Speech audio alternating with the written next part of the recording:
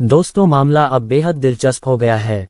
बाबरी मस्जिद के शिलान्यास को लेकर हाईकोर्ट से हरी झंडी मिल गई है और पूरे देश में सियासी हलचल तेज हो गई है। सवाल ये उठ रहा है कि आखिर बीजेपी इस कदम से क्या हासिल करना चाहती है। स्वागत है आपका, आप देख रहे हैं A to Z न्यूज़। मैं हूं हलीम।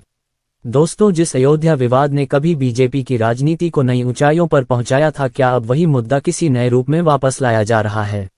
आखिर 6 दिसंबर को बाबरी मस्जिद से जुड़ा मामला अचानक से फिर से कैसे चर्चा में आ गया।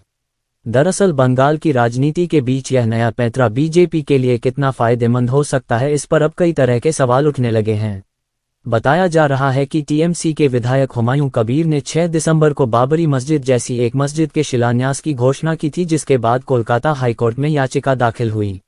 लेकिन हाईकोर्ट ने इस कार्यक्रम को रोकने से इनकार कर दिया और कहा कि सुरक्षा की जिम्मेदारी राज्य सरकार की होगी। अब यहां से कहानी दिलचस्प हो जाती है।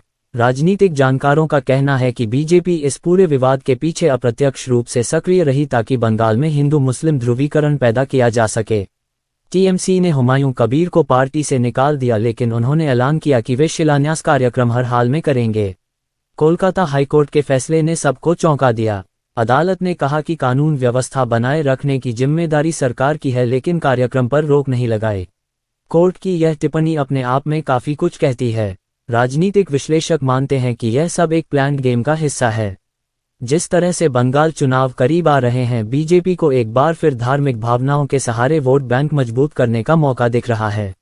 राजनाथ सिंह ने हाल ही में एक बयान दिया था, जिसमें उन्होंने नेहरू और सरदार पटेल को लेकर बाबरी मस्जिद से जुड़ी बातें कहीं, लेकिन इतिहासकारों ने उनके दावों को तथ्यों से खारिज किया।